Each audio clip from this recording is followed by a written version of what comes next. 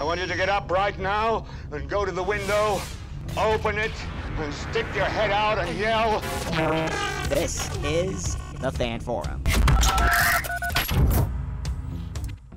All right, we are back here on the Just End the Suffering podcast. Time for the Fan Forum, New York Football Giants edition. We already heard from Dan Dugan from The Athletic about the Giants offseason, some stuff like that. Now we're going to talk to some Giant fans to break down the storyline surrounding Big Blue and to head through the offseason. First up, one of the most prolific Giant ranters we know, and somebody we last talked to, I think, back in week number 1 of the football season, Justin Diaz. Justin, welcome back. How are you? Thanks, Mike. All things considered, I'm doing pretty well. How's everything going with you throughout all this craziness? Doing pretty good. The podcast is doing okay in the social distancing era. Hopefully we are not talking about no sports forever. I'm hoping by summer we're actually watching sports again. I hope so. I'm not very optimistic about that, but time will tell. Time will tell, indeed. Also on the line with us, he's been doing some legal spots for us. He's also a big New York Giants fan, Phil Fraietta. Phil, welcome back. How are you? Hi, Mike. Thanks for having me back. I'm good. All things considered, hanging in there. Yeah, hanging in there, indeed. Let's try and distract the people a little. Let's not go into doomsday about whether or not we'll actually have a baseball season. Let's talk a little Giants football. So I'll throw the question to you first, Phil. Give me your thoughts right now on if you think the Giants are going in the right direction or the wrong direction. Well, Dave Gettleman's still the general manager, so they're going in the wrong direction. That's my feelings on that man are well known to listeners of this podcast. As long as Gettleman's employed, the Giants are not going to win. And that's not because he is intentionally trying to sabotage them. He's just inept. He's running the organization like it's 2005. And he's continuing to do that in this offseason. He's brought in veteran players on bad contracts. The Leonard Williams, tagging was the ultimate disaster. They're paying Leonard Williams like a top-notch defensive lineman now, and I don't have to tell you this, Mike. You know he's not. And they traded some draft picks to get him. So Gettleman, I guess the best way to say it is he does not understand that there are certain positions that have priority over others in modern football. He continues to prioritize run-stuffing linebackers and defensive tackles, and as he does that, they will continue to have a Swiss cheese pass defense. That's really the best way to say it. All right, Justin, I'll throw it to you. What do you think about the Giants? Right direction, wrong direction? I mean, I obviously completely agree with Phil. We talk about this a lot offline, over text with Phil's brother, Nick, actually. It's more of the same. I will say there's nothing this offseason that has been an absolute atrocity or calamity that's just going to completely crater the team for years to come. And that's the standard for Gettleman, unfortunately. If he's not doing that, he's actually doing a relatively good job compared to what he's done in the past. Like trading your potential Hall of Fame wide receiver down the line for a mid-first round pick and a mediocre strong safety. Those are franchise-altering in a bad way trades.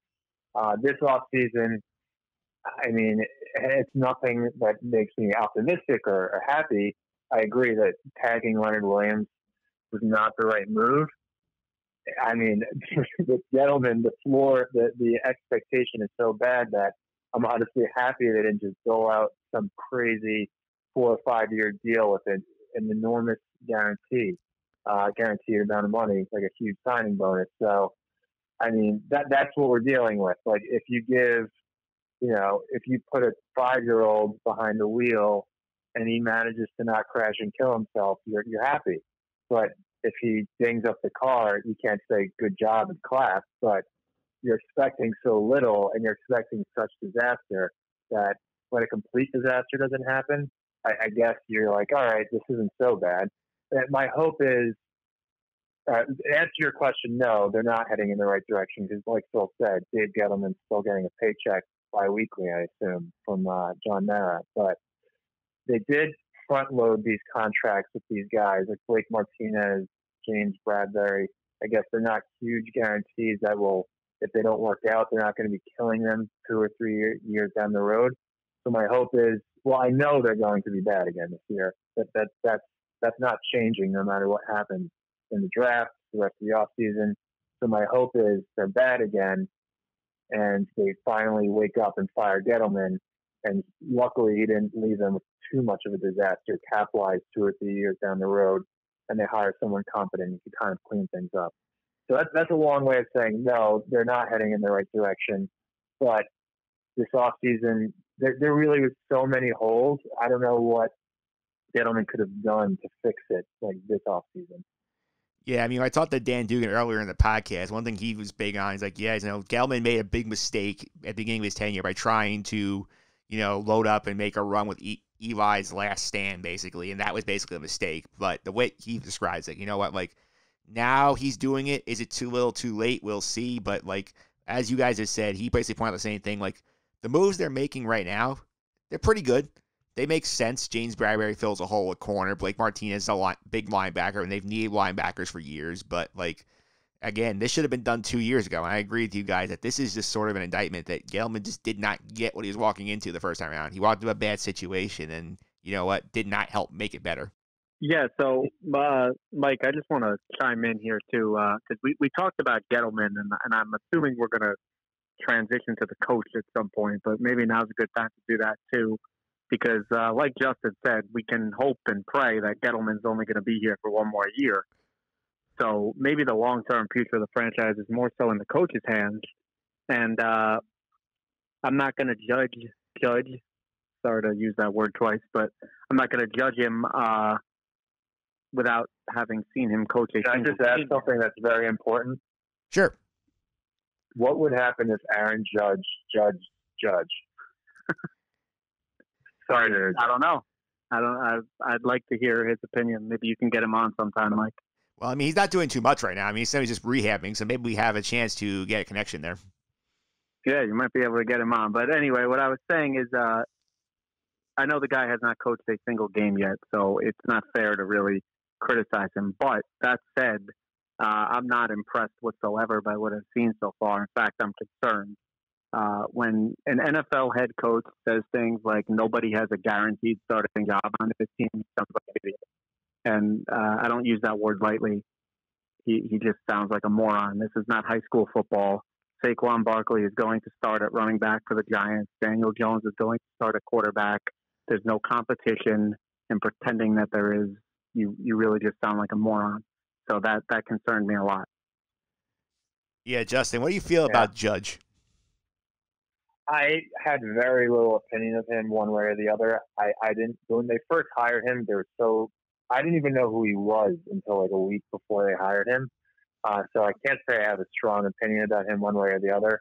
I agree with Phil on it's comically dumb because he's clearly lying when he says no one has a starting job. That's not the problem. Like, I'm not concerned that they're not going to start Saquon or they're going to play Colt McCoy instead of Daniel Jones. But it's like Phil said, the idea that he feels the need to give off this perception of everyone has a fair shake. And, if Colt McCoy comes out and starts ripping passes in training camp, he has a shot to start. That's clearly a lie. So the idea that the fact that he thinks that that's the right mentality to maintain when you're around grown men that are playing football for a living, you're not around myself and Phil. I only played football senior year, but Phil played. A bunch of our friends played. He's not dealing with us. He's dealing with grown men that are playing for a paycheck. Colt McCoy knows he's not starting. Daniel Jones is starting. So that mentality worries me. It kind of reminds me of Greg Schiano. I'm sure you guys both remember him. I'll never forget one year the Giants and Bucks were playing a game, and the Giants were kneeling down. The game was over, and Schiano had his guys light up Eli on the kneel down, and his excuse was he played till the whistle, even though the game was over. And at that point, I knew this guy was going to be fired soon, and sure enough, he was gone. This dumb high school and maybe some college mentality, it doesn't work. I'm hoping it's just lip service and it's not something he's going to maintain, but that'll grow old quickly for players. That's what I think. But as far as a tactician, his ability to lead. It's hard to say, but that quote did worry me as well. Yeah, my perspective on it is this, because obviously you know that, like, he comes from the Belichick tree. It feels like sort of like a Belichick isn't about, oh, do your job, all this, all that. But the thing that would concern me is, yes, he won the press conference, but, you know, the Belichick assistants have a terrible track record as NFL head coaches. I mean, you look at Bill O'Brien, you look at Romeo Crennel, Matt Patricia, Mangini, the list goes on. I can't remember the last guy off the Belichick tree who's actually been a successful NFL head coach. I agree. I don't know anybody, and that is concerning, certainly. Yeah, it hasn't been good. I will say Bill O'Brien, I think, is actually a pretty good head coach. He's historic. He's a Gettleman level bad GM, trading DeAndre Hopkins for an atrocious contract. But I think he's a solid coach. The rest are bad. And Mike Vrabel is not a Belichick coach. Let's get that out there, because I've heard people say you can use him as an example. You can't. He played for him. That's not a coaching tree. But that's neither here nor there. That's Joe Judge being under Belichick is not a positive. That the evidence has shown that usually actually hasn't worked out. Matt Patricia's a terrible coach, and there's no chance he makes it past this year. This is his last year as a coach, if he even makes it through the whole season. If there is a season. Yeah, well, I got to put the asterisk there for sure. About if nobody knows anything at this point, so it could be a football season that could not be. But I want to counter on Bill O'Brien for a second. He's an awful head coach. He's won a bad division a couple of times, but this team, with all the talent they have, they should have gotten further than the second round of the playoffs, like at least once. And last year, the 24-0 lead was egregious against the Chiefs. They blew the lead against the Bills and should have lost that game if not for the Bills out collapsing the Texans. I mean, Bill O'Brien's not a good coach. Let's be real. He's not a great coach, but if you lead your team to the playoffs almost every year, you're not a bad coach.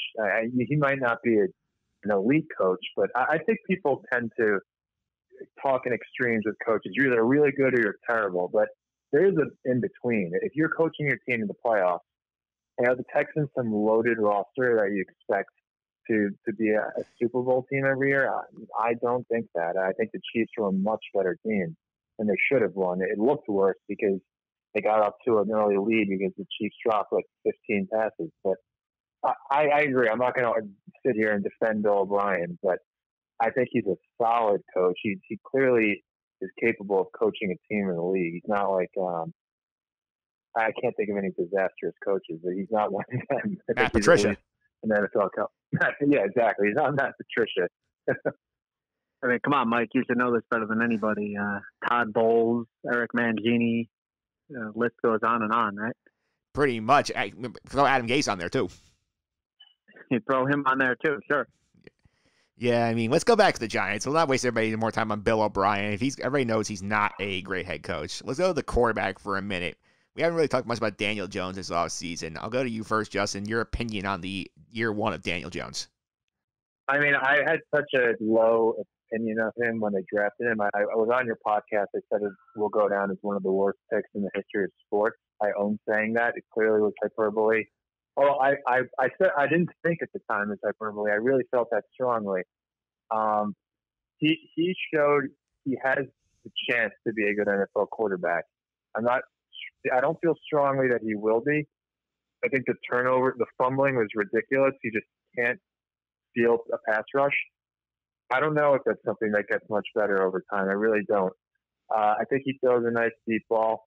I still don't think he has the strongest, like an elite arm. He has a nice deep ball. He has really good ball placement sometimes, but then other times he seems to fail passes, puts too much air under it, gives the secondary too much time to get there. I think it was a promising rookie season, and it kind of leaves the future. I look at it as a toss-up. Will he be good or not? I mean, there's a chance. I'm not like dead set. All right, this guy's the guy. But I think there's a chance, and that's a lot more than I could have thought. I thought when they drafted him. So that's what I'll say about it. On a pass-fail, I'd say he passed, but I'm not going to say he got an A either. I kind of equate him to so when he came up, and I guess when he started making his first few games, you're like, wow, Daniel Jones, this guy looks great. But you kind of have to remember, well, who am I comparing him to? And I'm comparing him to what was Eli Manning at the end of his career, who really just was not an NFL starter anymore. So you have to take yourself back and realize, okay, is this guy actually good or is he just better than Eli? If that makes sense. Yeah, I think that makes sense. I think the thing with Jones you like is he's got mobility. He clearly got better as the year went on. There are issues with the fumbling you got to worry about. I think he's got a nice floor. The question with me is the ceiling, and I'm curious what you guys think. Like, if you had your choice of like young quarterback right now, would you rather have him or would you rather have Sam Darnold? Because Darnold has more turnover issues than Jones. I think it'd be harder to fix, but I feel like he's got more elite like physical ability than Daniel Jones does in terms of throwing the football. Darnold, without a question. The Jones, and I've used this analogy off air to Justin before, but he reminds me a lot of, I don't know, and I'm going to baseball here, Mike, but I don't know if you remember when the Yankees called up Miguel Andujar, everybody was like, oh, see, this guy can play third base because he was capable of picking up a ground ball and throwing it across the diamond like any high school baseball player in America. But when you actually watch him over a course of a season, you're like, oh, this guy actually can't play third base at a major league level. He can make routine plays. He doesn't look like a child, but he doesn't really look like a star either. And Jones, I'm worried, may end up in the same kind of boat where, yeah, he's an NFL quarterback, no doubt. He's better than washed up Eli Manning was, but is he a stud? He doesn't really have any attributes or abilities that would make me think he's a stud like Sam Darnold does. Sam Darnold has a very accurate arm, a very strong arm compared to Jones. It's concerning. But that said, he was a lot better than I thought he would be. It's difficult to evaluate him because, like I said, you're comparing him to a washed-up Eli Manning. Yeah, Justin, any thoughts on that question with the Daniel Jones versus Darnold question? I don't feel as strongly as Phil does. I used to like Sam Darnold a lot. I still think Darnold will be good. There's just, and you watched him a lot more than I did, but what I gathered, there's still some like unbelievably dumb decisions that are so head scratching. Am I right in saying that? There's just some games you're like, what the heck is he doing? Yes, I think that's right. I think the way I would phrase it, I feel like Jones has the higher floor than Darnold does. I think Darnold has a higher ceiling. Yeah, I agree with that assessment. I do still think Darnold, as long as the Jets settle the situation where, I mean, Gase is the coach, like or not. If Gase can manage to do a good job and build a good offense, and they surround him with a better line and weapons, I think Darnold. If you had made me pick one, I would pick Darnold. I don't love either of them right now, and going into the year, I really did like Darnold a lot. Still think he will ultimately be good, but I'm not as sure of it. I mean, granted, it was a weird year for him. He had the mono and missed some games and had that atrocious game against New England. I guess I'll say Darnold, but I'm not particularly confident in it anymore. Yeah, I would agree with that. I mean, like, you're at the point where you're a Jet fan, like, and me, like, you would have hoped going into this year you knew that Sam Darnold was your guy. Like, I still think he will be, but I can't say for sure he will be because he did not take that big leap that the guys usually take from year one to year two. And I'm sure the mono played a role in it. The line played a role in it. This year is big for both the quarterbacks. Yeah, it's a big year for the quarterbacks. Now, here's another problem. You're asking me to evaluate Sam Darnold based on what I see rather than what would be unseen. So I can't tell you how Sam Darnold would play if he was on the Giants.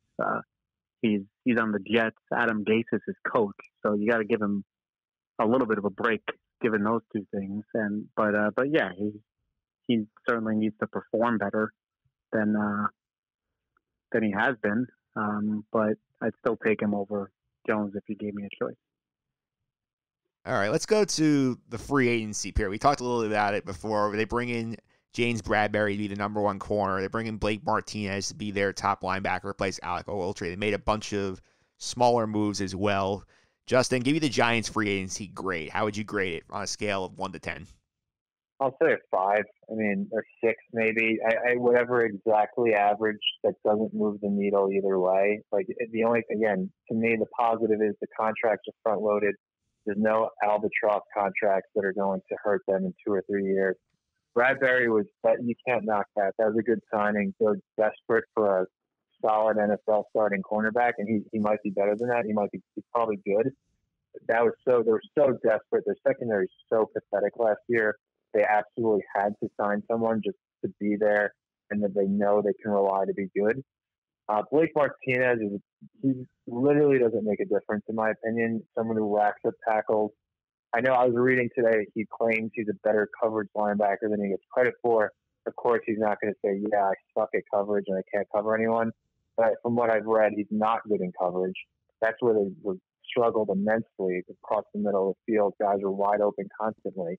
So someone who doesn't rush the passer, he racks up tackles, great. He's a cleanup tackler, and he's not making plays in the backfield.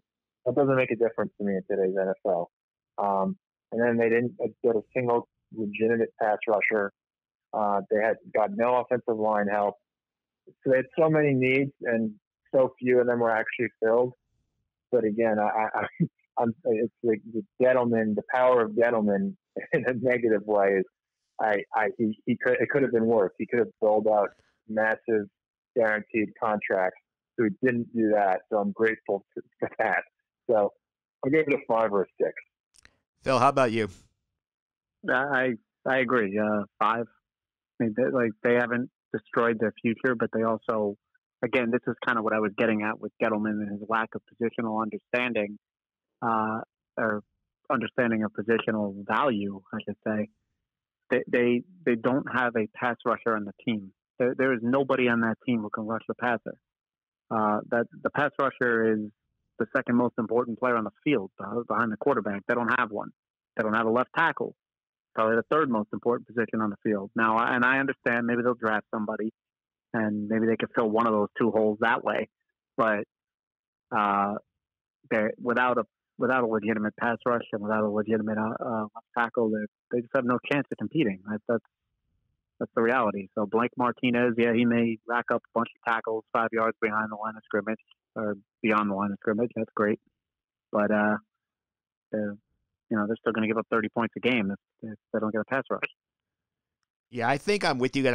I'm like really, I think, right about like a 6 for him because I think the moves they made were good.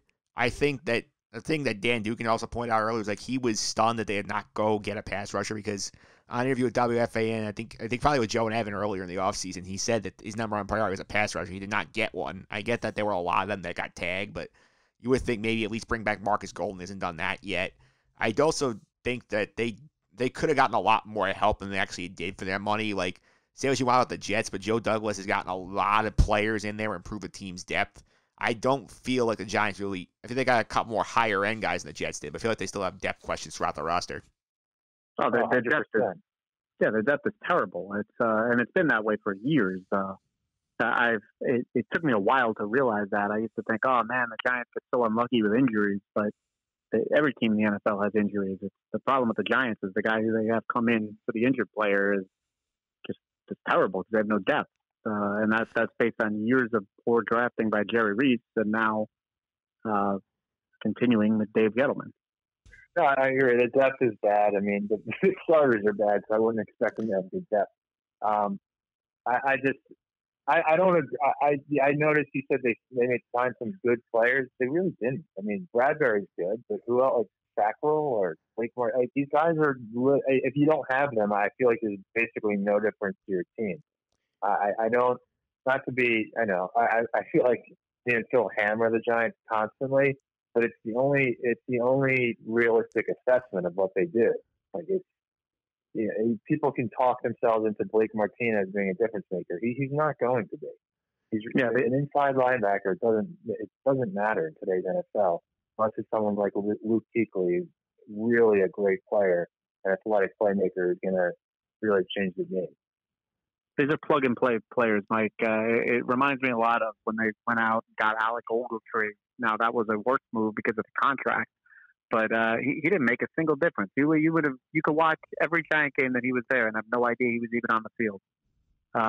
So I understand that he may have a decent rating in Madden, but when it comes to real 2020 football, he's basically useless.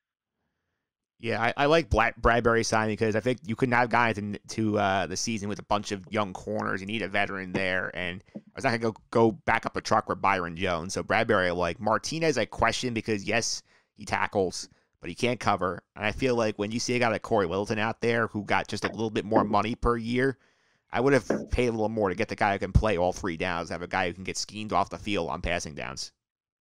All right, let's go ahead to the draft for a little bit because the Giants are in an interesting spot. They have pick number 4. They had the potential to trade down, even though Gettleman historically has never traded down. And there's they have the quarterback. Teams like Miami, the Chargers, possibly the Jags could be looking to trade up for a quarterback. What do you think the Giants should do at 4? I'll go to Phil first on this one. So Gettleman is very lucky here. Because it's almost impossible to screw this up.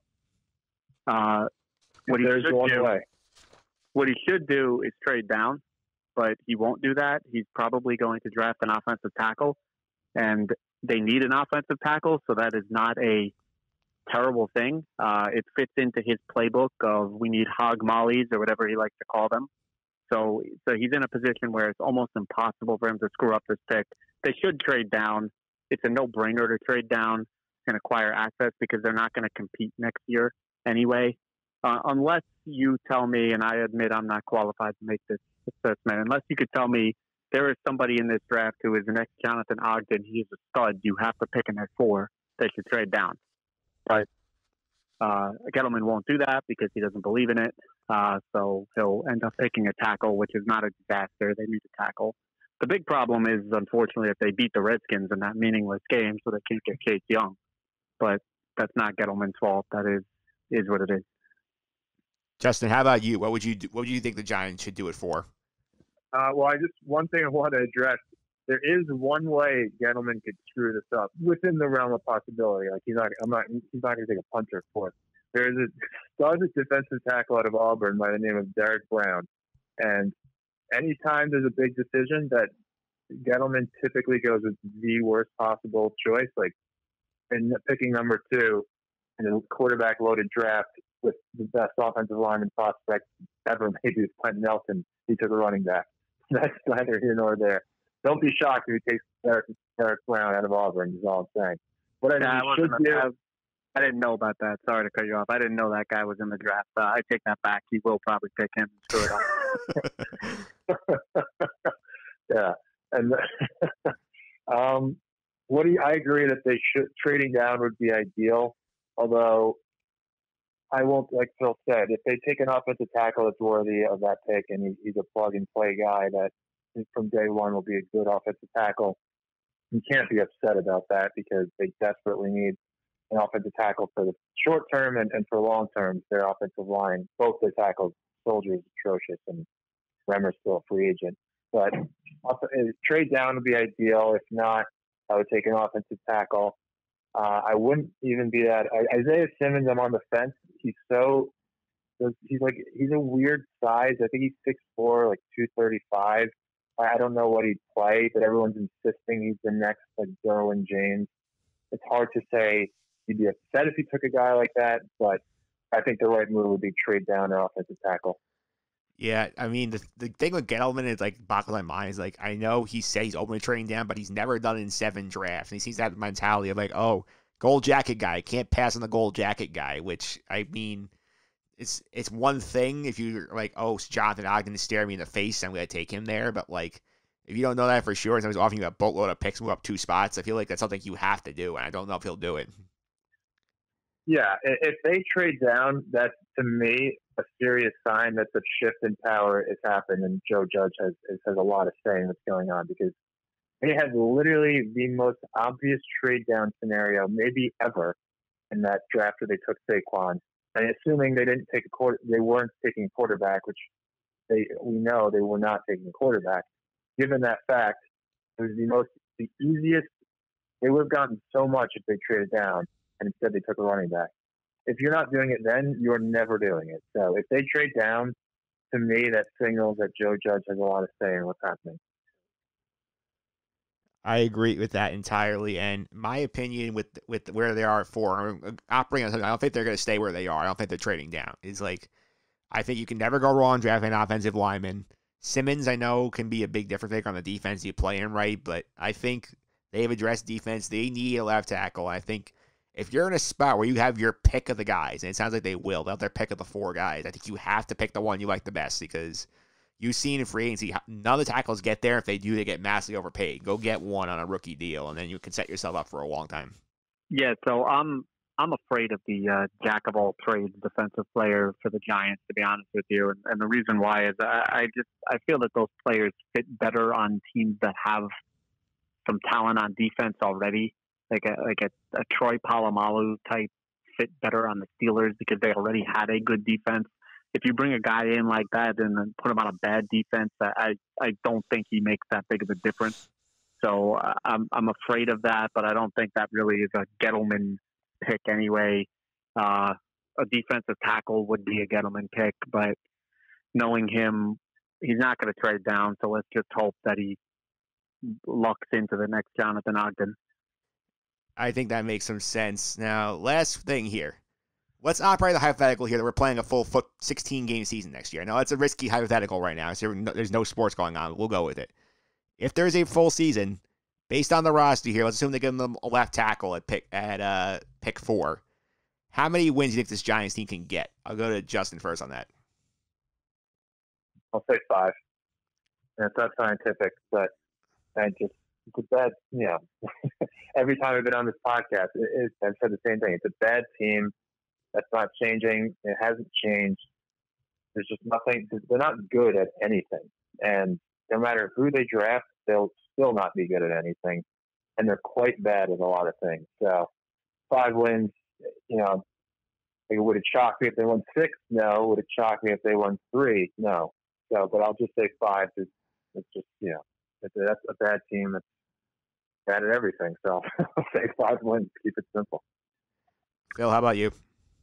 Yeah, I was going to say 5 as well. I'll say 4 if you want, just to be different. But, I think the 4 to 6 win range is where the Giants are. That's they're for the same reasons Justin said. They're not good. They're probably the worst team in their own division. So you add that up, then they're going to just continue to lose games. But I think as a Giants fan, and it's hard to do this.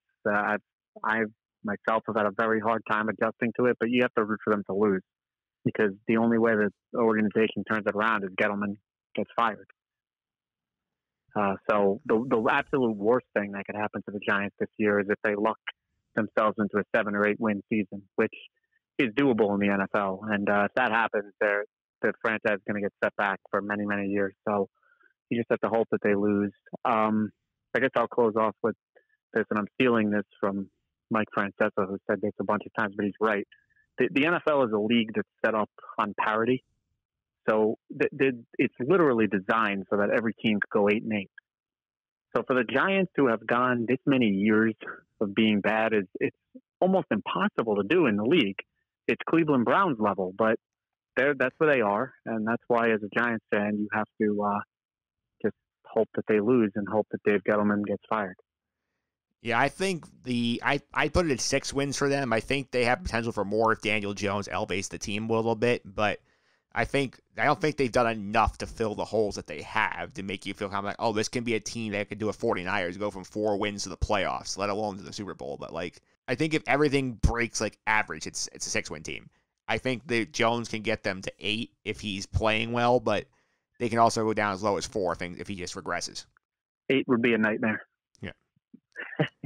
I don't think he's this isn't even a knock on him. I don't think he's nearly good enough to raise this team to 8 wins. And I don't think there's a lot of quarterbacks that would. They don't have a pass rush. Do you know how good an offense has to be to keep up when the defense cannot get to the quarterback and you're facing a good offense? Like they're playing the Ravens this year. That's going to be comical. They have no chance. There is 0%. You can rarely say that in an NFL game. They have no chance in that game. The Ravens are going to score 7 straight touchdowns if they want to. Games like that, they have absolutely no chance. The Cowboys and Eagles have basically been a hopeless venture for the last 4 or 5 years. You can chalk up 4 losses right there. It's easily too. I mean, if they win one game against those two teams, it's shocking. Right? That's 5 losses right there. The Steelers, there's so you can chalk up a lot of losses, which is funny. Me and Phil always talk about this. Giant fans before the year. I think it's finally starting to shift because the reality of their terrible nature has started to sink in.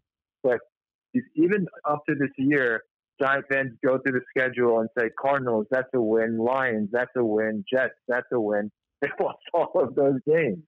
It's like they go through the schedule and chalk up these wins against teams that they're at best on par with, in reality worse than. So the real situation is you can go through the Giants' schedule, say Ravens, that's a loss. Cowboys twice, those are losses. Eagles twice, those are losses.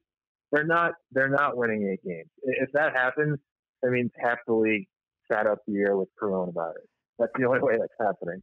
And the Giants just got lucky because their players took social distancing seriously. Mike, here's the best way I could put it. If I were a Cleveland Browns fan, I'd look at the schedule and say, Giants, that's a win. Yeah, I would agree with that. A lot of teams are looking at the schedule saying, oh, we can beat the Giants this year. I'm sure the Redskins probably look at their schedule saying, oh, we can beat the Giants this year. They shouldn't say we can beat the Giants. They say we will beat the Giants unless our team, the whole team had to stay home because they had the stomach flu and they're playing the third stringers. Right, and I think that's the point Justin's trying to make is that as a Giants fan, you find yourself looking at the schedule and you're like, oh, the Browns, we can beat them. The Redskins, we can beat them. The reality is that those teams there and their fans look at it the exact same way. Yeah, we're going to beat the Giants, and over the past few years, they've been right.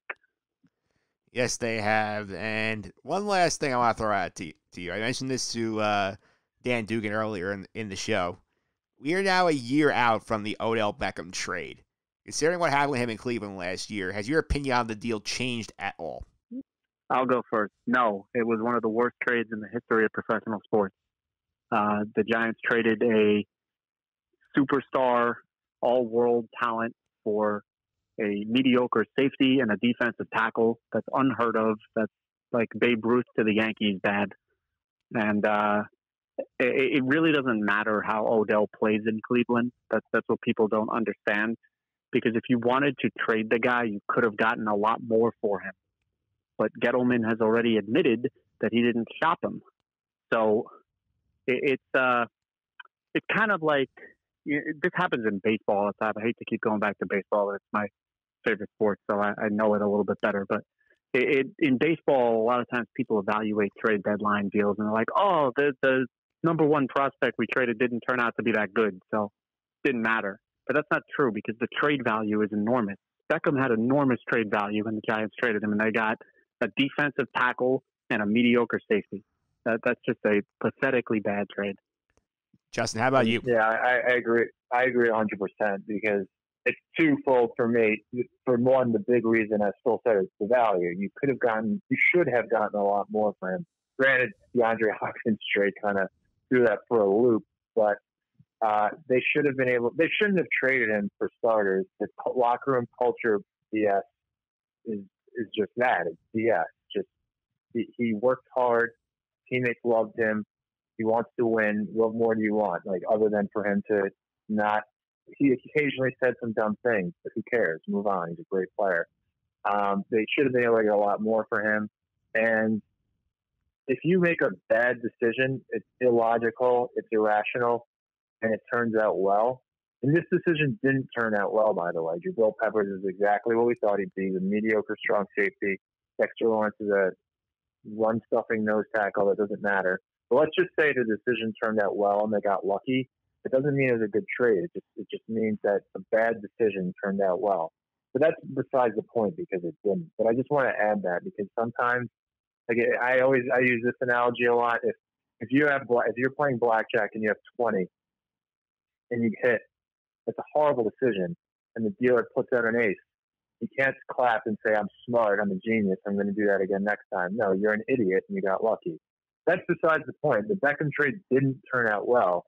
How he played in Cleveland, he didn't play great, but that's a bad Baker. Phil claims Baker Mayfield will be out of the league within the next year. I don't agree with that, but he did regress. That situation was a disaster.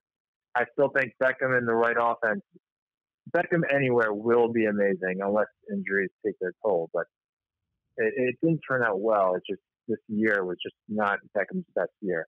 So no, I don't reevaluate the trade. It was still extremely idiotic, and they shouldn't have done it. And you know what, Mike? Also, I'm going to add a year for the Baker thing, so I'll make it 2 years. But you know what? what people don't talk about with the Giants also, and we haven't talked about it in the, I guess, half an hour or so that we've been going, their receivers are terrible now, too.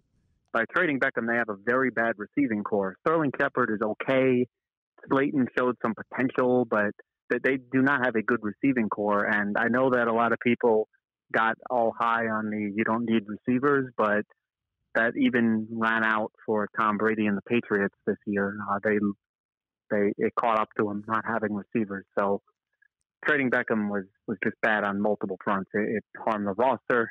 It was they didn't capture the value for the player, and they set a bad example too. I think for whatever that's worth, for some of their star players to know that, hey, we'll just trade you. I don't think superstar players really like the notion of people just trading them for reasons that are really, really just silly. Yeah, and the thing about that, we got to the entire fan forum with barely mentioning Leonard Williams, so that's a win for him. I brought him up in the very beginning, and I'll bring him up again. Leonard Williams, franchise tag, one of Gettleman's dumber decisions. But Justin is right; it could have been much worse. They could have given him a long-term deal. I'm sure that'll happen after this season. They still might. Well, the Leonard Williams. I mean, when you just try and think about the worst Gettleman decisions, I think you have to break it into two categories. It's what was the dumbest, like most illogical, and what was the most impactful. Because Leonard Williams trade is clearly Saquon is probably the most impactful, but at least you can kind of understand the logic of he's clearly a Hall of Fame caliber talent. So at least I get it. It's very dumb and it's idiotic and it makes me furious still to think about. But Leonard Williams, you cannot justify it. There's zero way to justify it. You traded a draft pick and 8 games left in a season that you have no chance of making the playoffs for a guy who's going to be a free agent. And he's not even that good. And the only justification you could come up with is it gave them the chance to negotiate with him early. And you get to see tape on him on your own team. You have to pick which reason is dumber, but that to me is the dumbest. That trade, I texted with my friends for days, Phil included, some of my other friends. Like, you cannot possibly justify that trade. It's not even possible. There are people on Twitter that do it because we just live in a world where contrarians exist, and someone has to disagree with the general consensus. But it's dumb. That to me, the Beckham trade is more impactful. You traded away a Hall of Fame caliber talent. But the Leonard Williams, that's what I'm saying with Gettleman. All right, what's his worst move? Are you talking about dumbest and most illogical or most impactful? So the Leonard Williams to me is that trade I actually think it's underrated by the Mets, like by the media, how dumb it was. I don't think it's talked about it. Every time Dave Gettleman's name comes up, they should say, by the way, this is the guy that traded for 8 games of a solid defensive tackle in a lost season. The day they got him, we're in a group text with my brother, and my brother texted that they got him, and I actually didn't believe it because I just assumed that John Mara and Dave Gettleman, that there was like some semblance of intelligence, but I was wrong. I don't know what to say about it. We wanted to watch the tape. That's really, really hard to justify in 2000. I can watch Leonard Williams tape right now. All I have to do is go to youtube.com and I can watch it. So I don't really understand, but I don't want to get too riled up with Dave Gettleman. I guess the whole world has made me realize that there are things more important than Dave Gettleman. So I'm trying to stay calm, but yeah, I sorry to the listeners if we have a very negative outlook. If there's some positive Giant fans, keep it to yourself because you're wrong.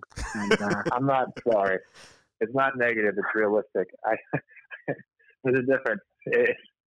if you assess the situation, this was the Giants' problem with the whole Saquon offseason.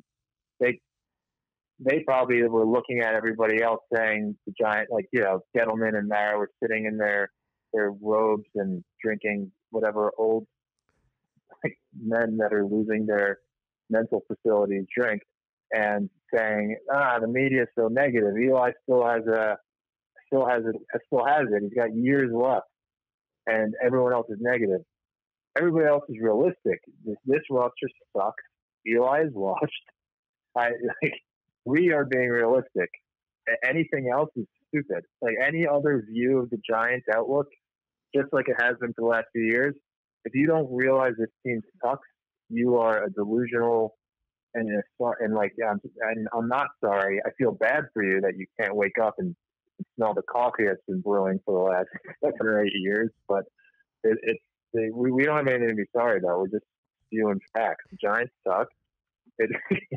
It's just doomsday all over again, and they'll never be good as long as the gentleman is employed. Yeah, unfortunately, that's true. Thanks for having me again, Mike. This was fun. I'm love to do this again sometime. Hopefully, we can do baseball over-unders at some point this year, but I guess that's still TBD. Yeah, as I said on the top of the podcast, I said, you know what, like, it's like, obviously I was talking about the top of the show about how, like, baseball has this plan out there, but, like, we don't know anything right now. It's like, for me, it's pointless to speculate when we have sports. We could have it in June. We may have it in September. We may not have it at all. So for me, it's just one day at a time, see what happens, and go from there, because it's fun to talk about, you know, like, oh, we're going to have the 100-game season with double headers, but realistically, we don't know anything. And that's just, it's the way it hope for us sports fans, but we really just have to go one day at a time here, see what happens. That's the right approach. I mean, sports, not sports. That's all we can do right now. This is unprecedented. It's insane. But stay healthy, be safe. Thanks for having me as well. I enjoy it. It's therapeutic talking about how bad the Giants are and how much of an incompetent moron Dave Gettleman is. It makes me feel better, believe it or not. Yeah. Same. There's a lot of people who will cut you off and say, you know, you don't be so negative. There's that word again. But it's good to have somebody who lets me just vent. So thank you for that, Mike. No problem. This is the Mike, fan. you're a therapist. We're going to write you a check. Hey, this is the fan forum. I let the fans say what they want to say. So you guys got your points out there. I also will say, as a Jet fan, thank you for that 3rd round pick. It'll be very helpful for us this year. Yeah, you're welcome. Don't blow it, but knowing the Jets, I'm sure they will. So.